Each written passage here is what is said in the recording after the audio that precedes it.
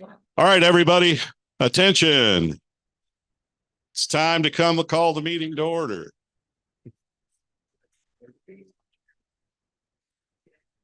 Everybody settle down and quiet down so we can get started. That means you, Mike.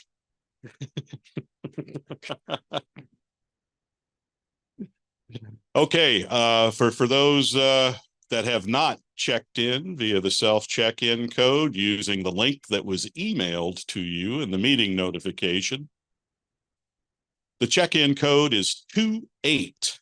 So please do that. Saves Lewis, some trouble trying to collect everybody's signatures, but he is sending that around just to make sure that we can double check. All right, let's go ahead and let's do the Pledge of Allegiance.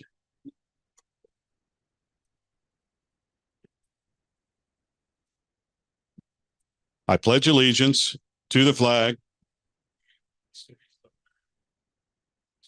for which it stands, one nation, under God, indivisible, with liberty and justice for all.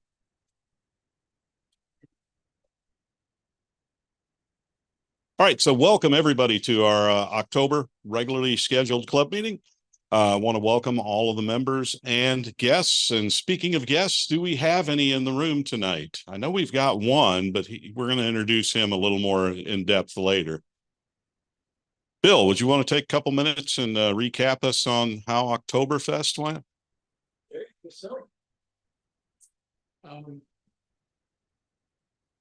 Oktoberfest went very well. This is the best year we've had with it as far as everything working. We had plenty of buses at the right times, plenty of visitors, and it went very well. We had, and that's, of course, thankful to all the people that helped out with it, as it was a good Oktoberfest. I haven't talked to them since the Oktoberfest, but I need to do that. And I guess that's about it. All right.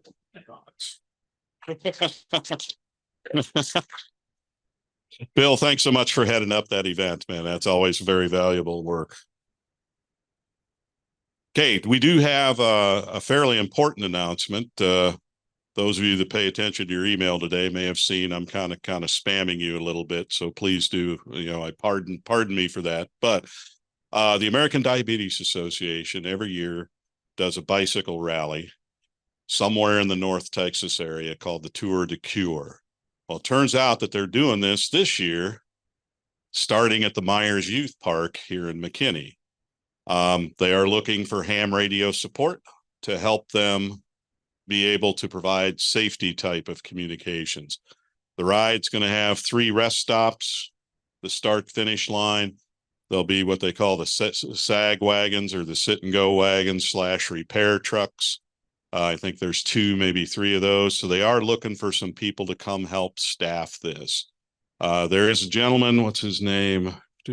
Yeah, Andrew Koenig. Andrew Koenig is coordinating this. He's put together a sign-up sheet. Anybody that is interested in participating, given a few hours of your time on Saturday, October 21st, please go click on that sign-up sheet. If you need information about the routes or anything else, it's all in this second link that's both on this presentation and in the emails that I sent out today. So it's a really great cause. Unfortunately, some organizational snafus have kind of placed the request showing up pretty late in the game. So anything we can do as as just ham radio operators to try to help out, I'm sure will be welcomed.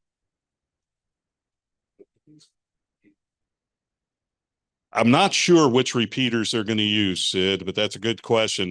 Ron, was very fast to offer up our, anything in our infrastructure for them to use at will.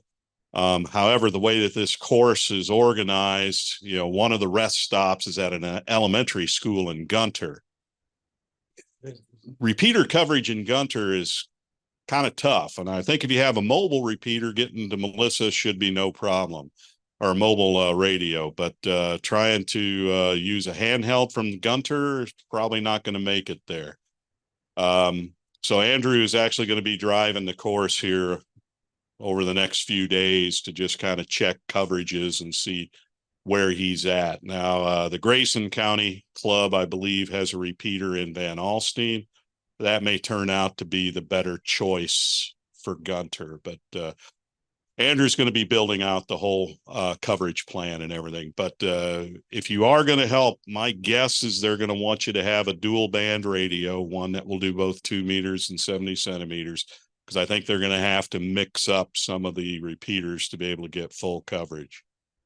Now, they will likely be using our wide area digipeater that's on the water tower in Melissa, because it does cover the entirety of the race course. So I don't think they'll have any trouble with APRS positioning. Any questions? Or very good. And then this is my monthly plug of late about our upcoming board of directors meetings, or board of directors election, which is coming up at our very next meeting. So that's pretty darn quick. Anybody that would like to serve on any of these positions that are listed on the screen, and I'm just going to say it out loud just because I think it bears repeating: president, vice president, treasurer, secretary, director at large. Those are all of the positions that are up for election this year. So if you have any interest at all in serving in any of those positions, let Sid, Roy, or any other board of directors member know, and we'll make sure that your name gets on the ballot. All right, everybody, let's settle. I don't know why we have to always chase Mike back to his seat, but all right. I have just two really quick things that before we get to our presenter. Number one, looks like Roy was able to join. So Roy, I'm going to put you on the spot as the committee chair for our mobile deployment committee. I was wondering if you had a quick update for everybody. All right. Can you hear me okay? Yeah, we got you. Okay. So the update is we have not had our second meeting. We have had members of the committee research options on what we're going to do. And that's what our next meeting is going to probably pertain to the most, is seeing where we can go with a mobile platform. There's so many options out there right now that it's just going to take a lot of research. But I think the committee is in agreement that we do need something. And what that something is going to be is what we've got to determine. All right. Thanks. Appreciate it, Roy. And that was all I was going to do at this moment. So I'll catch the other piece of it a little later. Larry, do you want to introduce our speaker?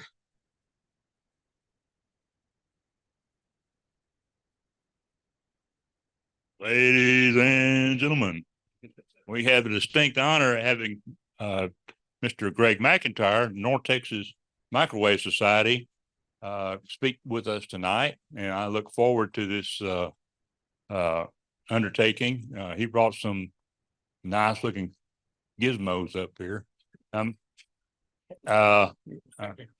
Winding up toroids and such, lots of pretty resistors. So yeah, if you like to tinker, that's what you want to do. Anyway, I'm going to turn it over to our guest speaker, Mr. Greg McIntyre. Thank you for coming down here. Mm-hmm.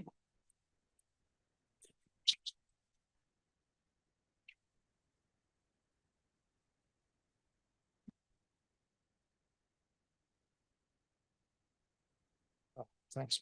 Okay. Okay, everybody hear me okay? All right, we'll get into it. Talk about microwaves in amateur radio. And anybody here working on microwave bands? Okay. So I'm going to try to give you some encouragement to get involved in this part of our very dynamic hobby. It's one of the great things about ham radio is that there's so many different areas you can get into. Page down, please. Okay. What are the microwave bands? We're allocated by the FCC bands from 902 megahertz all the way up above 275 gigahertz. So kind of as you go down the list, you'll see different degrees of activity. 902, 928, 1296, 23 centimeter band, 2304 megahertz, 3400 to 3450. It used to be 3300 to 3600, I think it was, or 3500. Yeah, we just lost the upper 50 megahertz to 5G, along with a bunch of radar altimeters on all the aircraft in the country. But we'll go on. 6 gig, 5760, 10 gigahertz. A lot of activity in this area on 10 gigahertz. 24 gigahertz, not quite as much, but still a fair amount of activity. A little bit of activity on 47 gigahertz, and even less on 76 and 122. And I'll show you some of that, what some of that gear looks like. But those are the microwave bands that we have access to. And if you add it up, there's a whole lot of bandwidth in that list. Page down, please. Okay, so microwaves generally 902 megahertz and up. And any amateur with a technician class or higher can use them. And why get into it? Because there's a whole lot of new technical and operating challenges involved. And because of some of those challenges, I'll tell you a little bit more about the North Texas Microwave Society as we get into this. Go ahead. Okay, most of the work is weak signal, and CW predominates, although digital is now getting into it more. And if you've got good strong signals, sideband can be used. For WSJTX, most of the work we've been doing is on Q65, and that's proven to be a real boon for long distance microwave shots, as I'll describe. If FM repeaters is your preference, there is a 902 megahertz FM repeater network in Texas. There's a tower at Roston, out by Decatur, out in that area, and I can hit it from the house with 10 watts, and that ties you in through the repeater network the whole state of Texas. It's quite a network. There's even amateur television on 1296, 2304, and the 3400 megahertz band. Page down, please. Stations. Okay, what do you do if you're a microwave station? There are a few fixed stations. I am a fixed station, have a fixed station. Also, I also have rover equipment, and I'll talk more about roving. But if you're a fixed station, you can either have your equipment in the shack with your antennas on a tower, but at microwave frequencies, you want to have a low loss feed line to get to it. So you're talking either Heliax or waveguide to connect to it. Another approach is to have all your microwave gear in a weatherproof box and have it up on the tower and interface to it with a IF signal like 2 meters. 2 meters is common IF that we use. Generally limited by HOAs though, so you have to watch it. May not have a nice tower to put your gear on. So rovers, a lot of the rovers in the area live in HOAs, but they build their gear up and they go roving to get on the bands. And I'll show you some examples as we get into it. Next slide, please. Okay, how many think microwave contacts are all line of sight? Okay, all right. They're not limited to line of sight. We get into cases of tropospheric ducting. Not very often, but an example is I worked a station near Chicago on 6 gigahertz a few years back. There's knife edge refraction.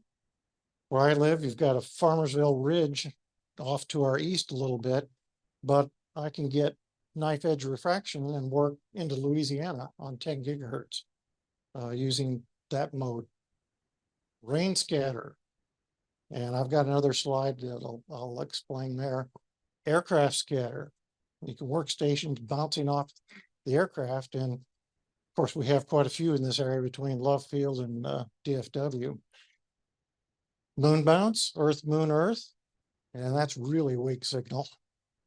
And one of the fellows that gets on for the contest, the 10 gigahertz and up contest, lives in Plano in a residential neighborhood, and he aims his 10 gigahertz antenna at his neighbor's aluminum garage door.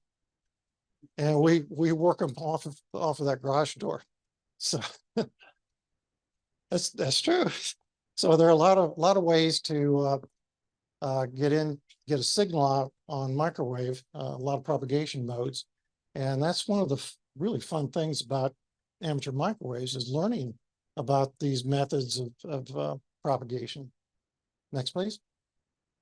Okay, I mentioned rain scatter, and I forget the ham's name, but he put together a program that you can log into called rainscatter.com. And he accesses the National Weather Service's database for thunderstorms and their height, their spread. And based on that, you can click on some stations. Well, those black dots indicate thunderstorms, or black circles rather.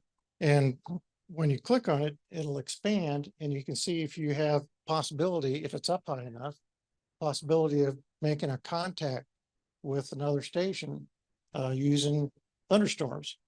And in that case, you're not aimed directly at the station, you're aimed at the thunderstorm, and so is he.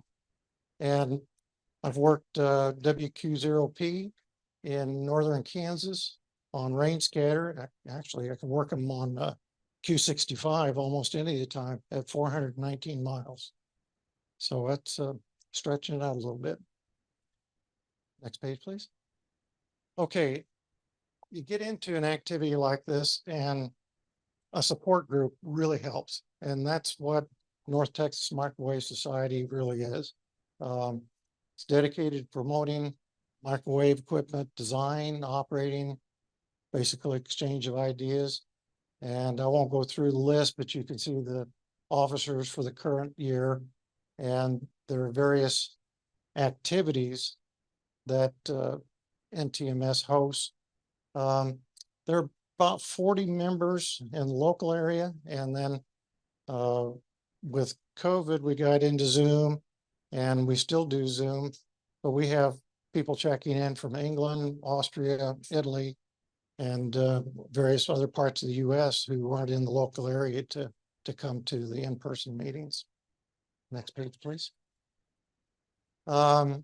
NTMS.org is the website, and the postings for the meetings, this a little dated, but posting for the meetings are there, as well as repertoire or the catalog for all the presentations that have been made. So you can go back through the presentations if something piqued your interest, and download it and look at it further. Also, we have the list of beacons on there. Go ahead, please. Monthly meetings, bulletin swap sessions. We meet about 4 times per year in person. The rest of the time it's using Zoom.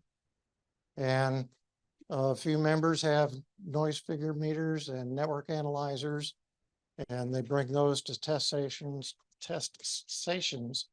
Everybody doesn't have or can't afford some of the gear that is helpful to get some of this microwave gear going. But we have workstations where people will bring in some test equipment, or just go to their house and do it.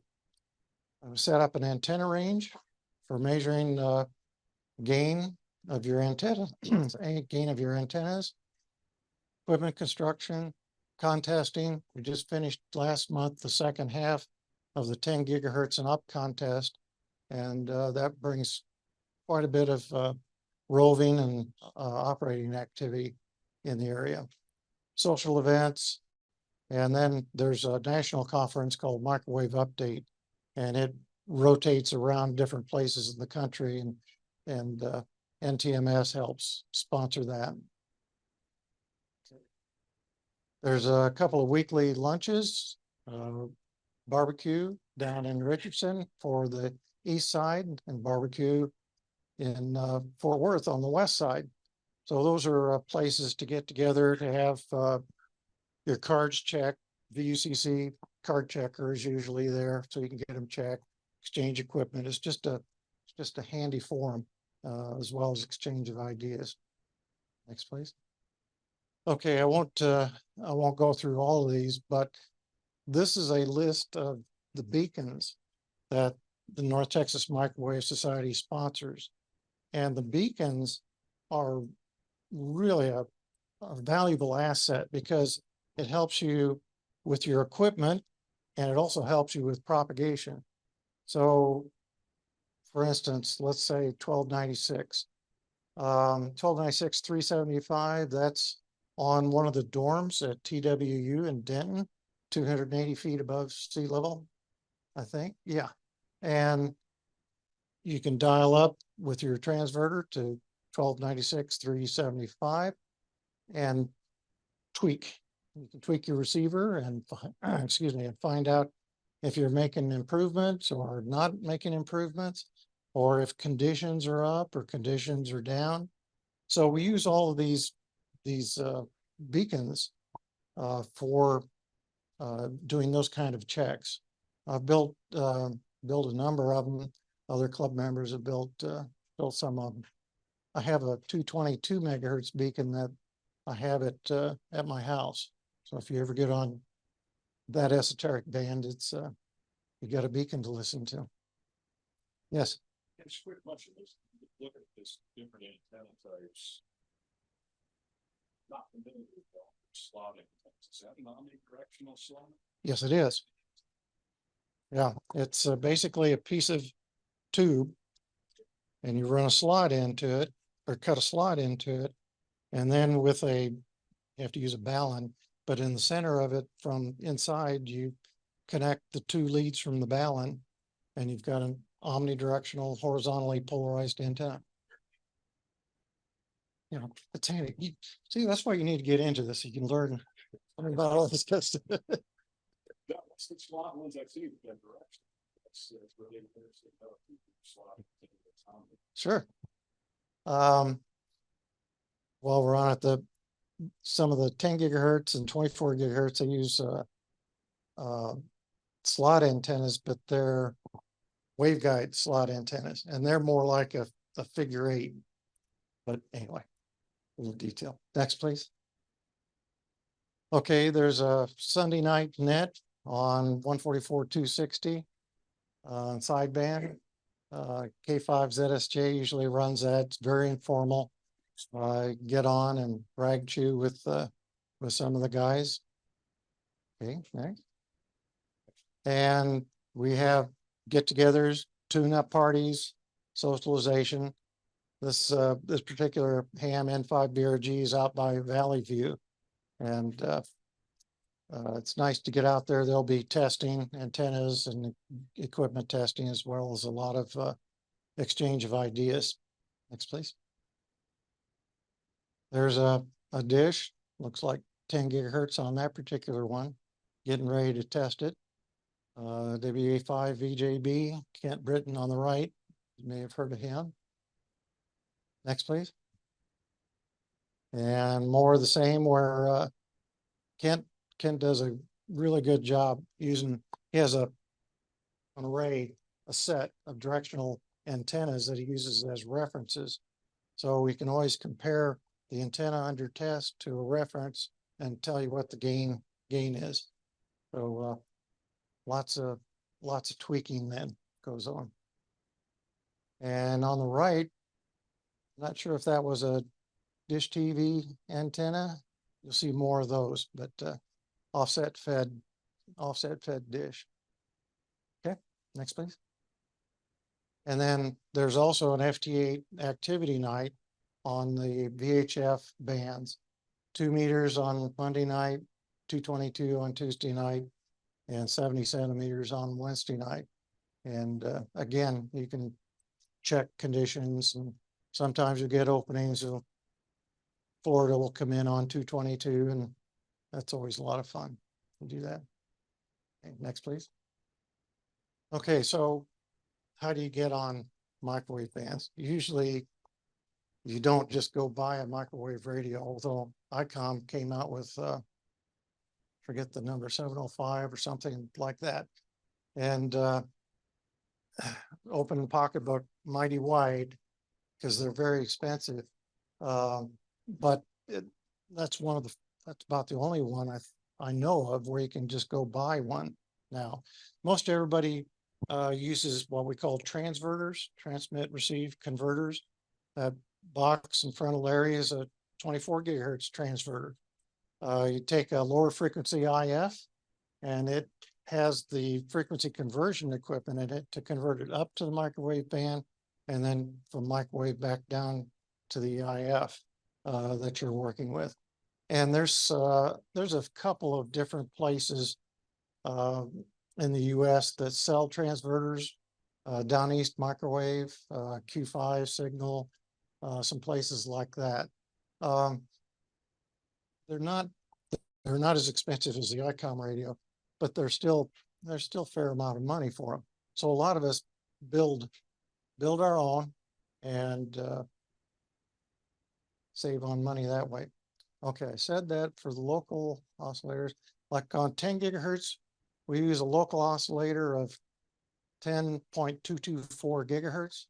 Mix that with 144 megahertz, and there you are on 10.368 megahertz, which is the 10 gigahertz operating frequency.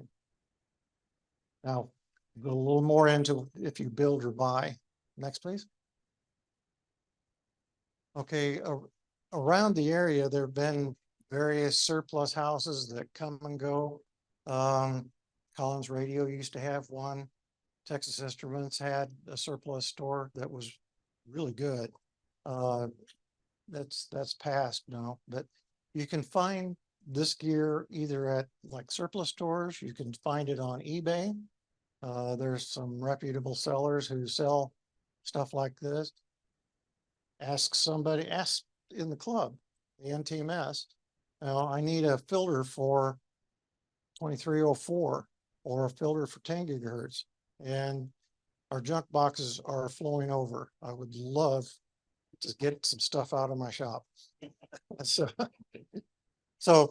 you can get the parts, and going through the exercise of the frequency plan, designing it, making sure your signal levels are right, the control circuits for transmit, receive.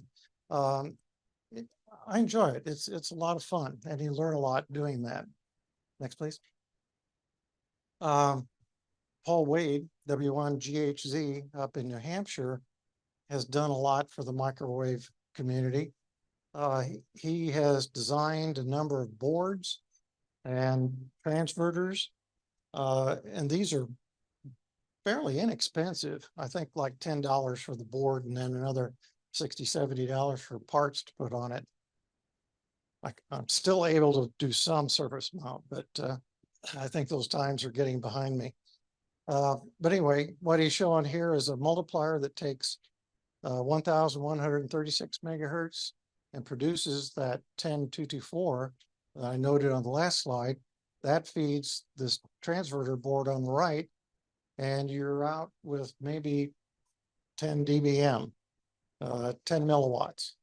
It doesn't sound like much, but you put a 34, 35 dB gain dish after that, and you can do some serious work with it. Add some amplifiers, and it gets better. Next, please. Okay, local oscillators. We're always talking about local oscillators because that's what we have to use to get up and down from the microwave band.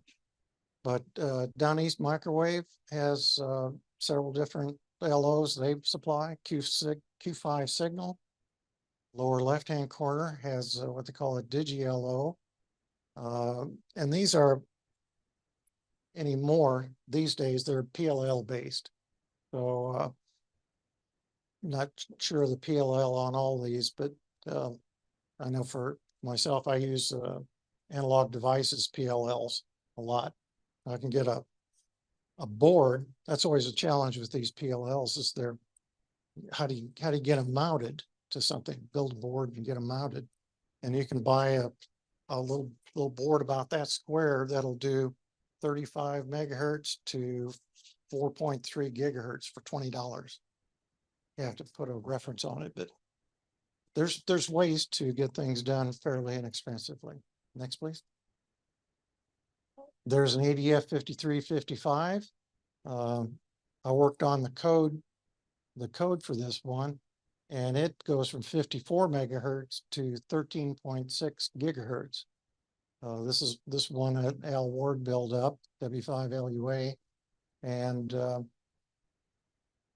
let's see what you can see here. Upper right is the PLL board, and then the bottom, it's an Arduino Do that has an EEPROM, double EEPROM off to the side, and it has a display switch shield on it. So there's probably other folks in here that are working with Arduinos or Raspberry Pis, and there's a nice application for it. Next, please.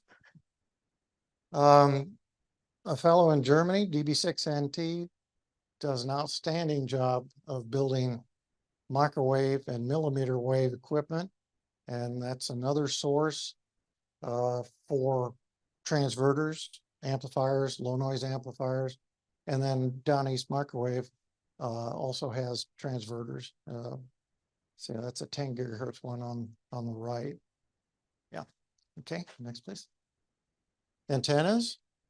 On the left is a horn antenna. They're fairly wide beam width, 17 degrees for that one showing.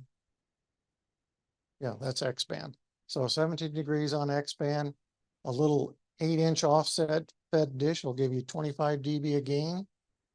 And then your surplus direct TV dish, offset fed, 32 dB, and mount that with the transverter on a plate, put it on a tripod, and you're set for going out roving.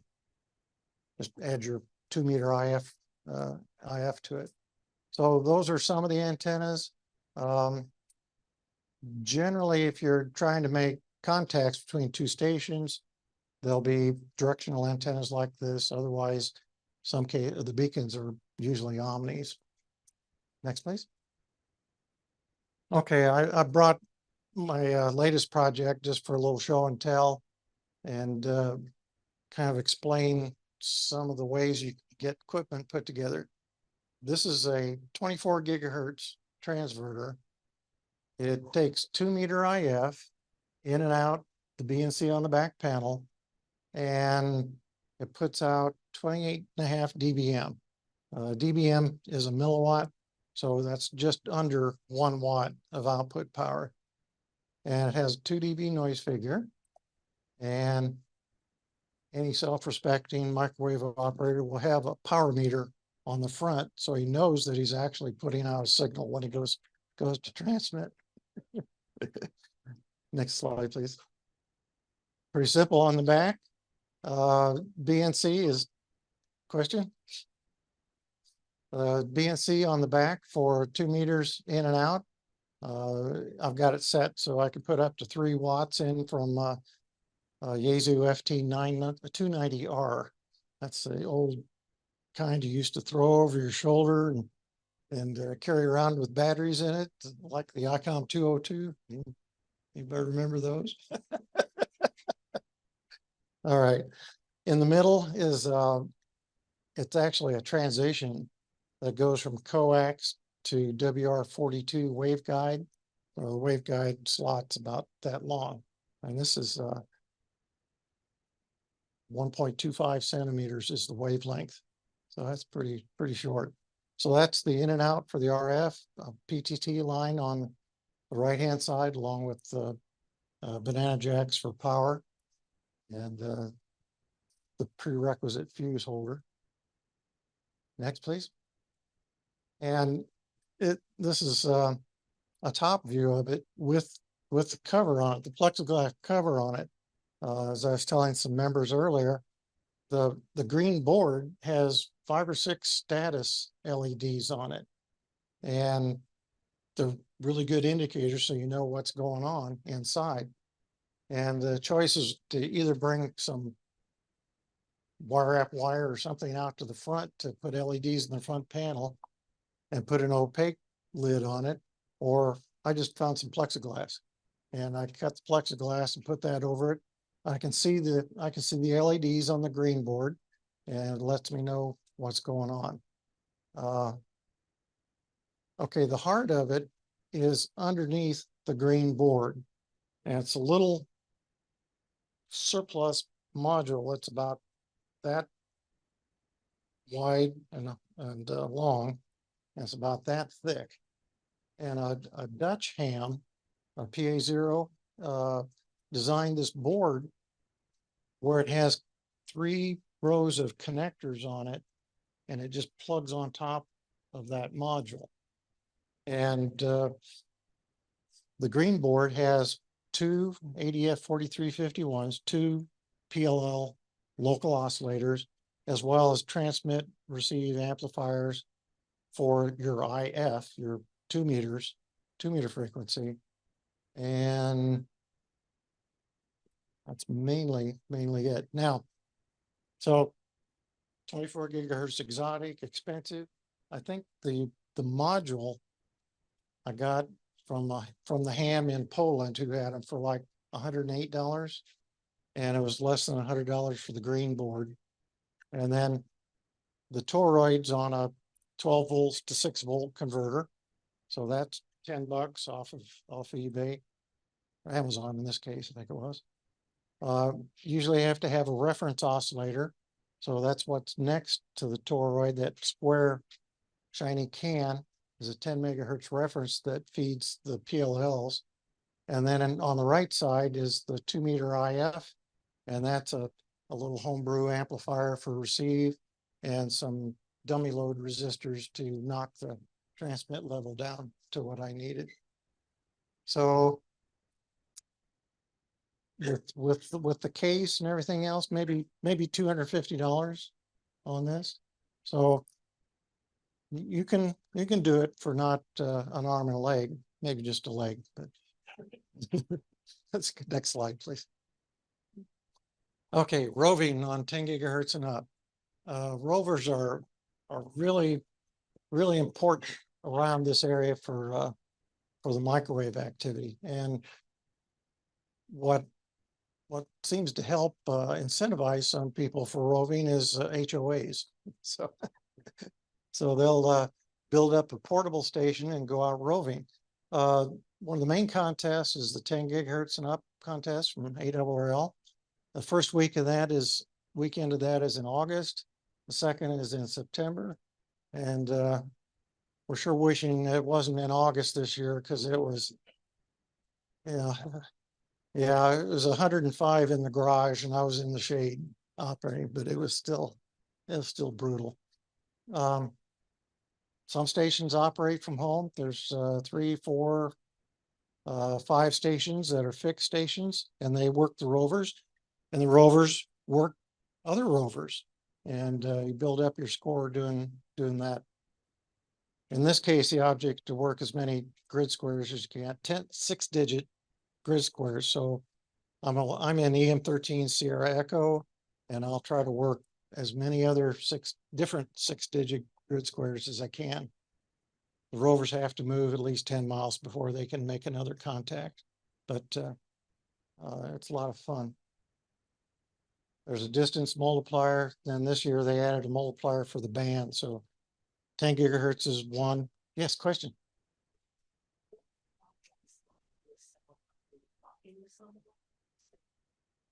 Most of them are CW. Okay, the question was, what are most of the contacts like? And they're mostly CW. The group is migrating into supplementing that with the digital modes, Q65 in particular, using that. If you've got a really strong signal, you can go to sideband and do sideband that way. But CW it's weak signal stuff. And sometimes you're really digging. You have to put the cans on and dig for that signal.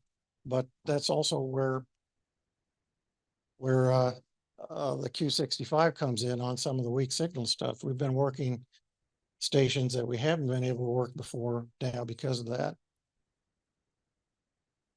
Sure. Next, please. Okay, what does a rover station look like? Well, Bob Gormley's now Silent Key, but this is to show you what his stations look like. He had a small pickup truck. He had all of his equipment right next to him on the console and the passenger seat.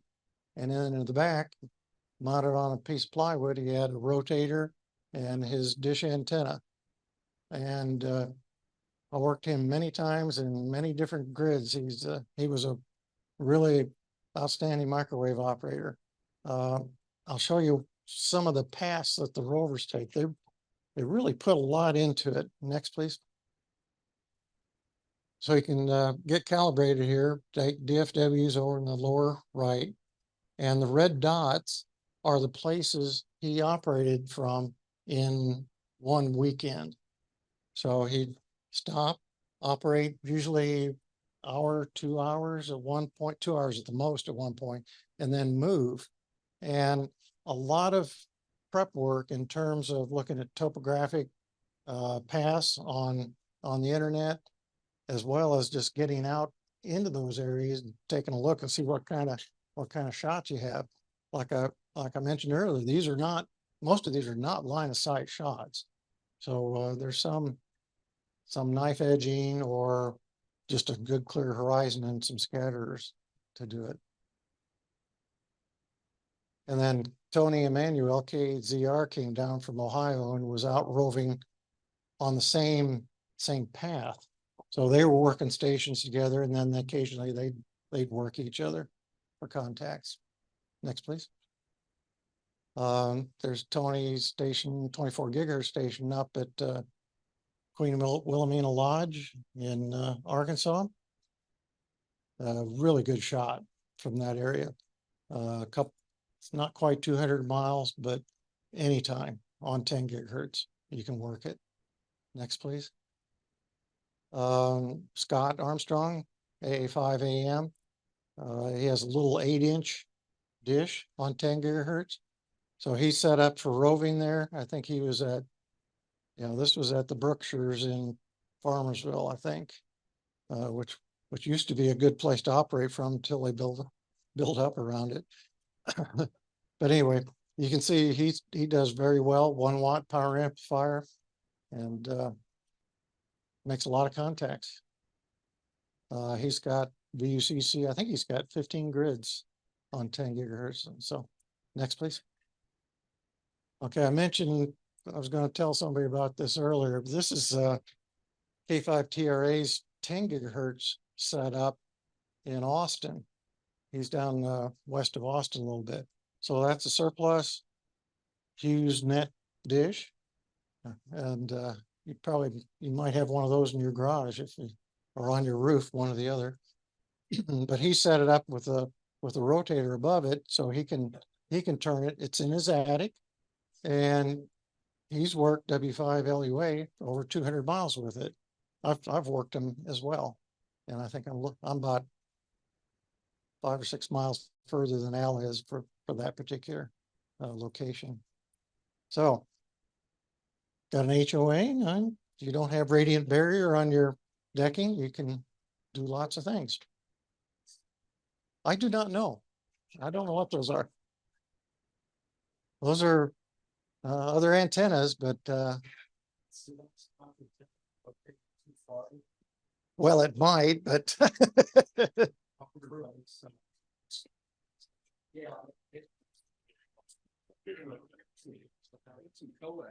yeah. Just curious. Yeah, I don't know. Have to ask George what those are. But, okay, next, please. I was doing some tailgating here. This was again at Brookshires in Farmersville.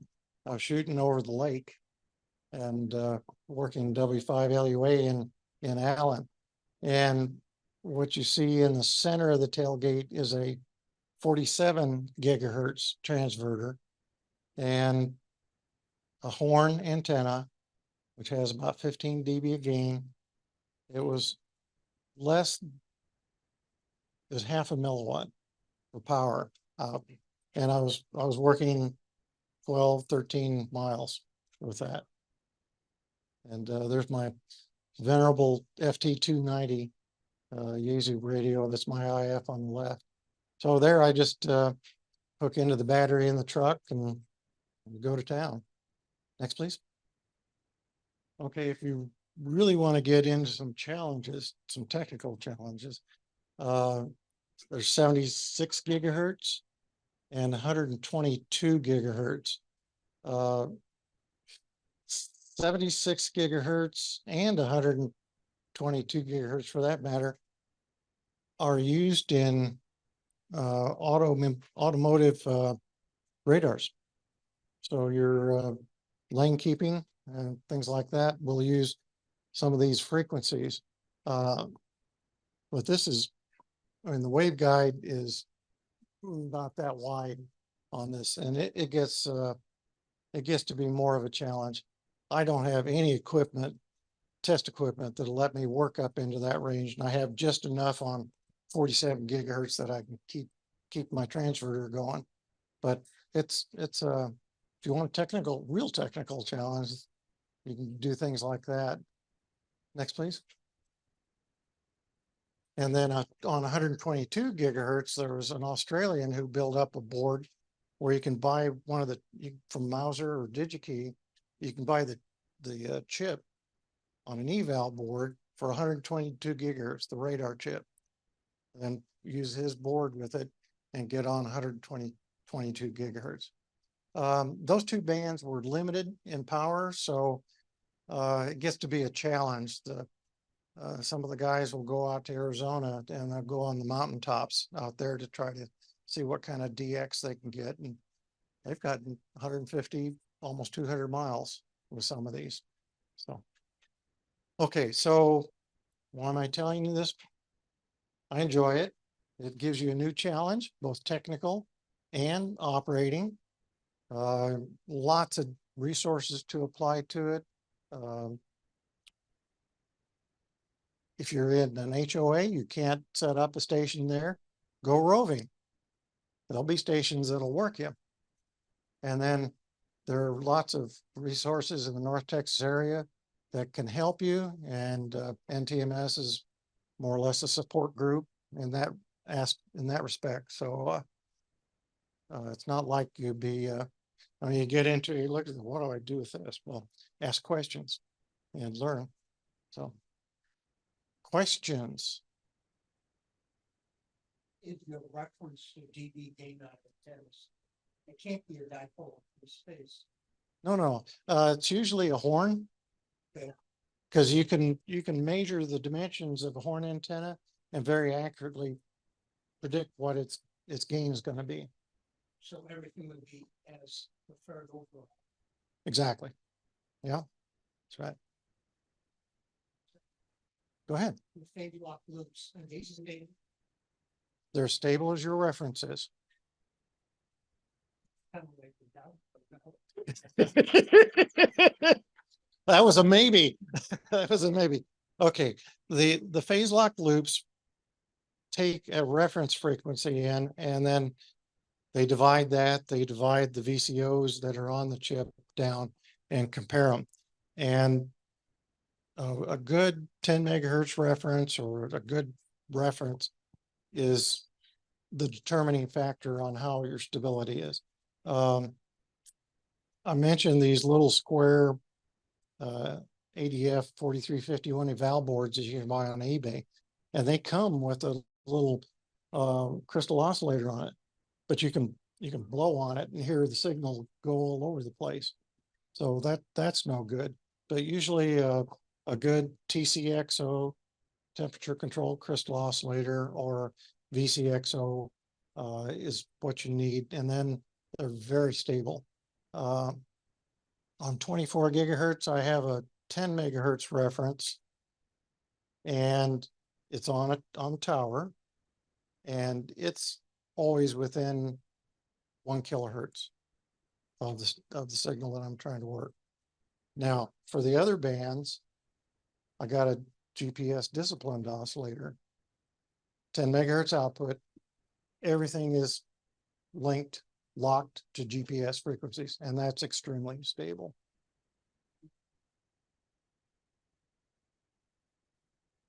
Yes.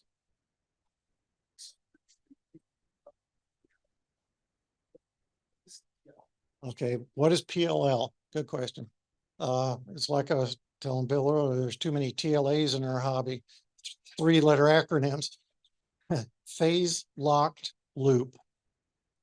The way we used to generate our local oscillator signals was to take a 5th overtone crystal and like 105 megahertz, something like that. And we have multiplying stages, and we multiply it on up. But it's hard to get crystals anymore because everything's gone to phase locked loops. And a phase locked loop has a voltage controlled oscillator on it, and that's divided down, takes a reference signal, divides that down, and compares them. And when they're matched, it holds the signal into the VCO steady so that your frequency is not changing. That answer your question? Okay, another one back here.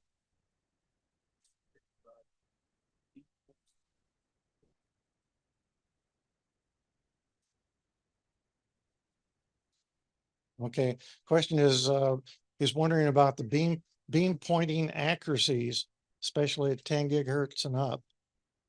Challenge. Is a challenge. On 24 gigahertz, I have a 2-foot dish, and the gain on that is like 40 dB, and the beam width is less than 2 degrees. And in a lot of cases, the way you usually start working the higher frequencies, like 24 or even for 10, is you start on a lower frequency. You get synced up with the station, and then you say, okay, let's QSY up, and you go to the next higher bands. A lot of the rovers have dual band feed horns, so they have 10 and 24 gigahertz on the same dish, on the same feed. So once they're lined up on 10, they're lined up on 24, and that helps a lot. Beacons, again, the beacons are so important because that's where you can hone in and calibrate your pointing. So you can tell if your rotor is right there, or if you need to add plus or minus to it to get on the station. Good questions. Any others? Yes.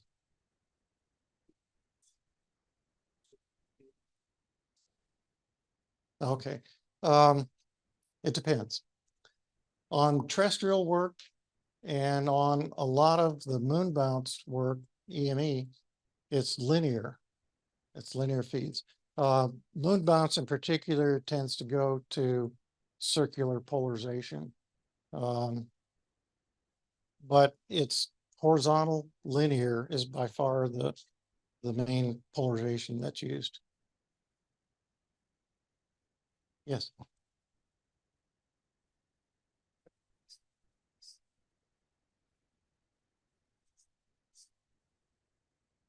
Generally coordinated. Yeah, it's not very often you call CQ on 10 gigahertz and somebody will come back to you. But there'll either be a contest or what we've been using lately. I don't know if anybody here familiar with Slack. Okay.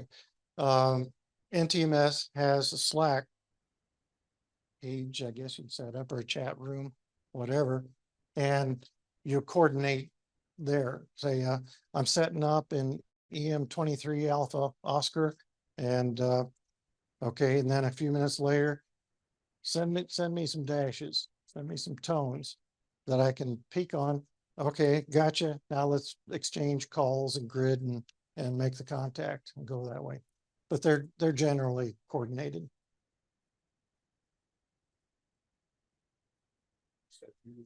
You're not using.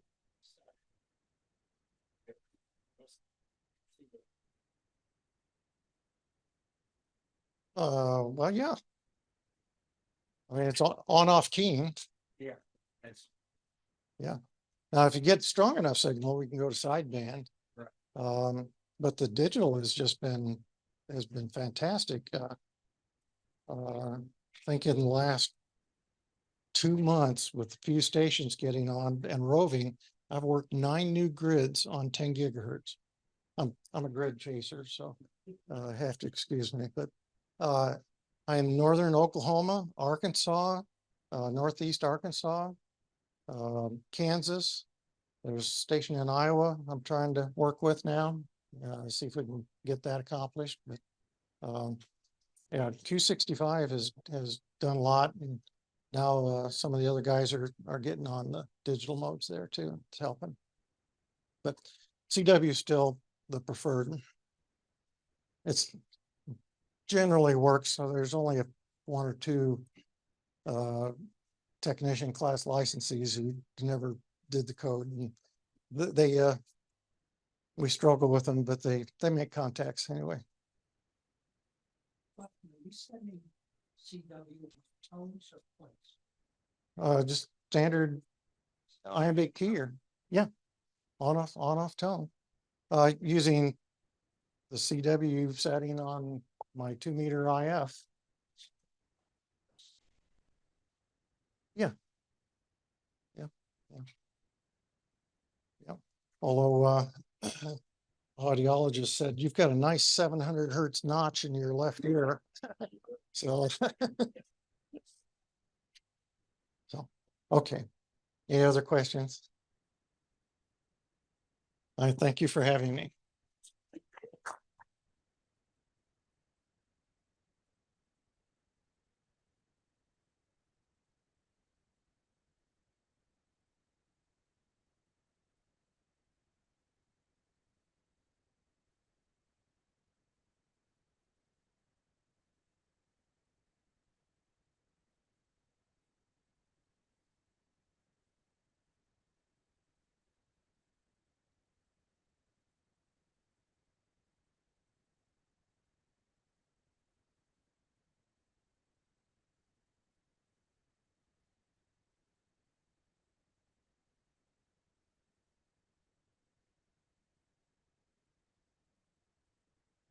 Into a microwave transmitter. It was wicked cool looking.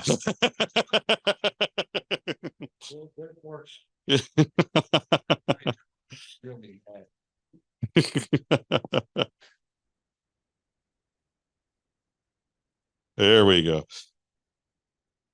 All right. So we've come to that point in the meeting where there's a call for new business. You know, I've kind of controlled the whole agenda here, and we've had our presenter. Does anybody have any new business they'd like to bring to the club tonight? Yes, sir.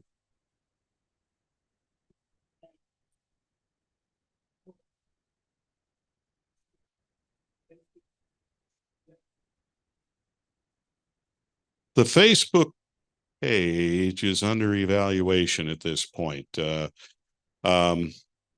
Unfortunately, when you see, you know, to have such things, somebody needs to curate.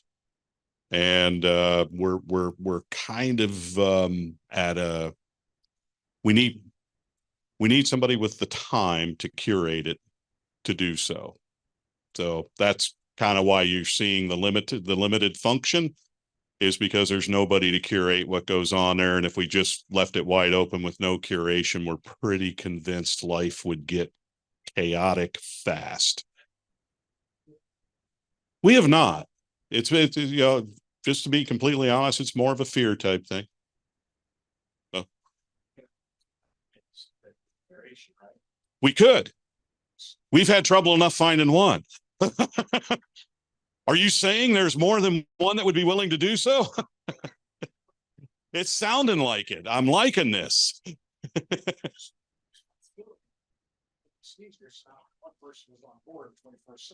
Right. No, you okay, so we've got one. Sorry, that was not in the form of a motion, but I think I think you guys get where we're coming from there. We would love to see a more active presence there. We would love to have one or more volunteer to to take the helm of some of our social, or we don't have much of a social media presence. We would love for one or more people to step up and say they would be willing to take the helm of that. Sure. One thing that we do have, and it was something I was going to mention here before we closed, and that I don't think has been publicized well enough, is we do have a Discord server out there that might be a useful way for doing the types of coordination that you're looking for. A little more real time. Plus, we can set up extra channels for you. That's pretty straightforward. And because it's kind of by invite only, curation becomes less and less of an issue. So let me commit that by the next club meeting, or by the next newsletter, I'll try and get a paragraph out there about how to join our Discord server, so we can perhaps get a little better presence there. Because one of the neat things about the Discord server, we got like Wayne up in Pennsylvania and a few others around that are hanging out there. So if you want to be able to maintain presence with them, that might be a neat way of doing that. But thank you. Anything else? Yes, Ron.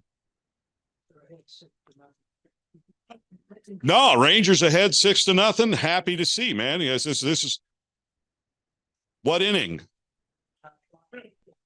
Bottom of the fourth. Okay, so if they get it tonight, they win. Oh, jeez. Robert, please.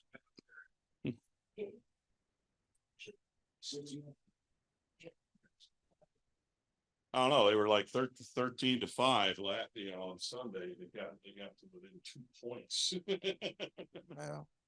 Well, guys, my name is Robert. I'm Whiskey Zulu 5 Victor. I think I know many of you. Some of you I don't. I know you. To kind of, Steve, you had a good segue on the POTA outing that we had. A few months ago, we got together. A few of us got together. We kind of did a POTA mini field day activation, I think. Jerry was part of that. Roy, Steve, you were there. Was that July, August, I believe? Something like that. So we built some antennas. We had some fun, had some good food, and just had some really good camaraderie. And somebody came up with the idea of maybe we should do this more often. And I can't really agree more. One of my hobbies is camping, and I love camping. And the other hobby is, of course, ham radio. You might say I'm a ham radio addict, and there's no cure for it, guys.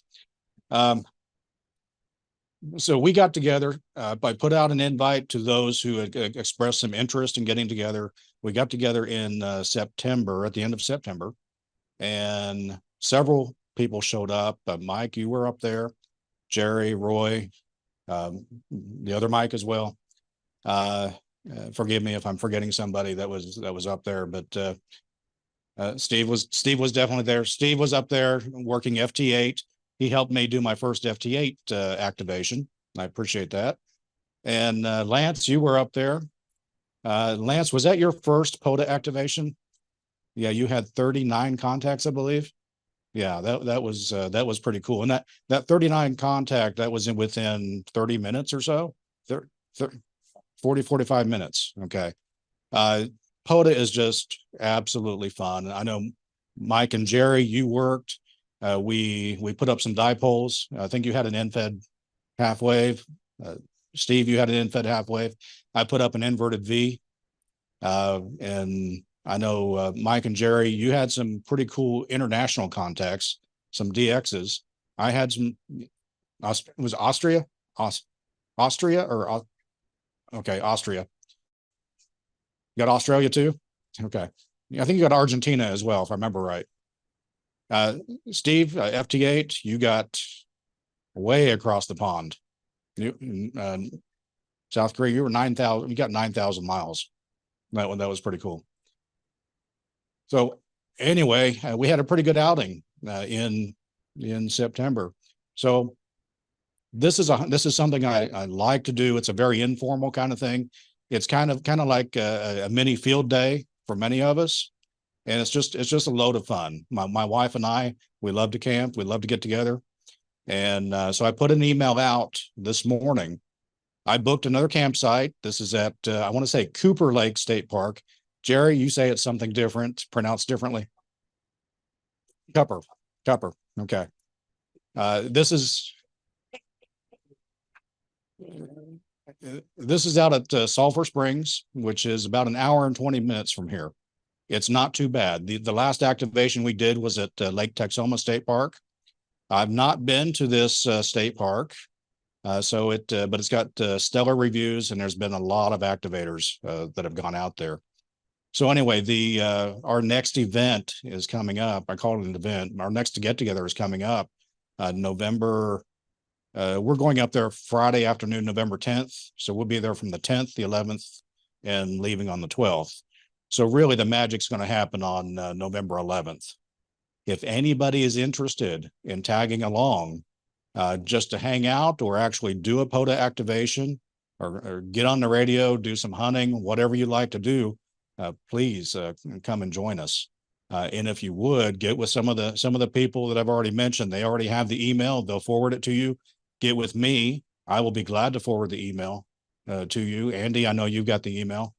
And Andy, you've been a real inspiration on the POTA side, and I can tell you that. So anyway, I'd love to have all of you. We're going to kind of set this up as kind of a family reunion potluck kind of deal. Just bring a dish, bring yourself, bring your radio, bring a dish, bring your fishing pole if you want to.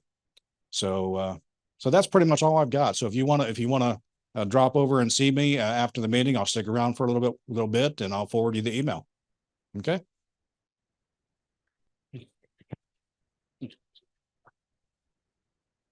Thanks, Robert. Okay, any other new business for the club? Good enough. Just a reminder of the different nets that we have. Please do participate. We have the Sunday night net, 8 o'clock on the 2-meter repeater. Have Simplex net every Monday, 8:30. Robert, I've heard great things about you on that net. So it's every Monday night, 8:30, 146.54 or thereabouts, depending on if somebody else is already hanging out there. And then our Saturday morning breakfast at Denny's, they're very well attended. We get between 19 and 26 people there usually. The official start time is 7:30, but that's actually when Laura starts taking orders. You can get there 6:45, 7 o'clock. There's generally somebody there you can drink coffee and chat with.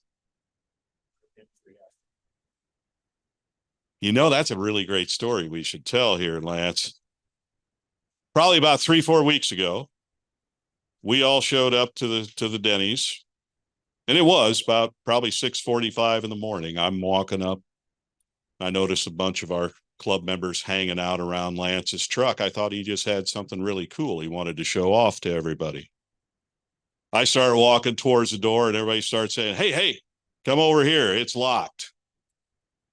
Turns out the night crew at Denny's had gone ahead and decided at about 5 a.m. or so that they were done working. So they just took a big table and a padlock and padlocked the place up and left. Nobody had the key to the darn thing.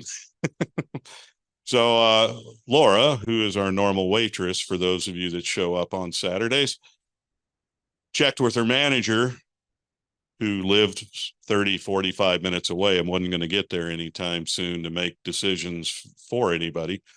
Basically asked him if it was okay if we just, cut the lock.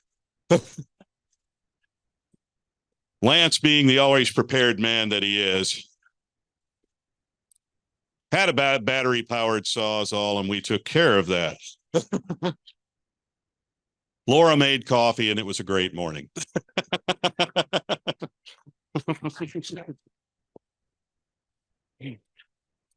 So if you want to come and experience law breaking at its best, come to Denny's.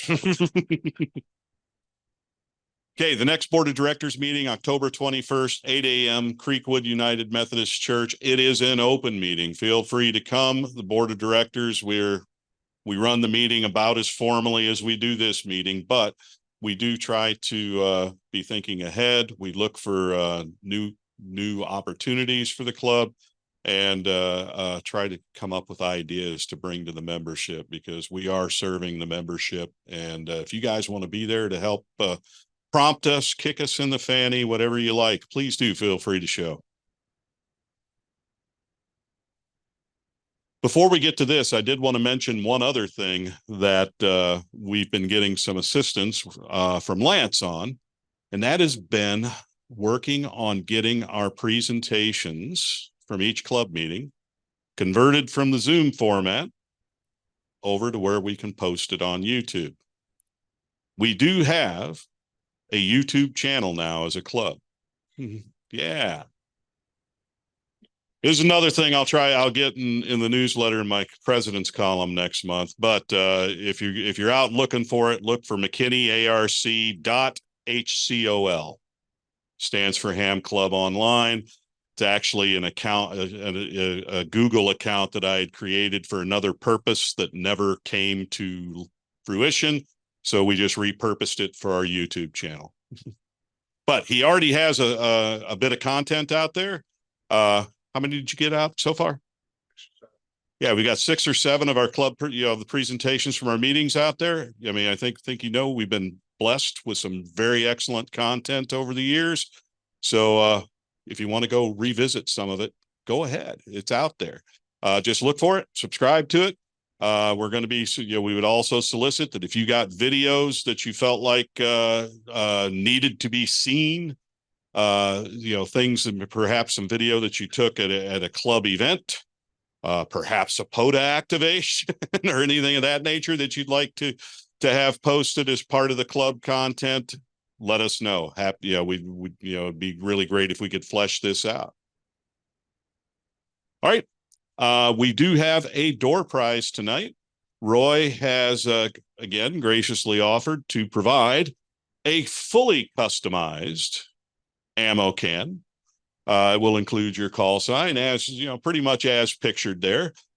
We don't have an actual sample of the box here, but basically whoever wins, send Roy an email with your call sign and he will build it for you and make sure that you get it.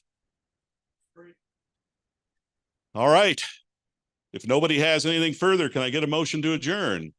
Boy, they're all over. We'll go Lance for the motion. Let's go Mike Flouché for the second. All in favor, say aye. Any opposed? All right. We're all set. Thanks so much, everybody. Great meeting.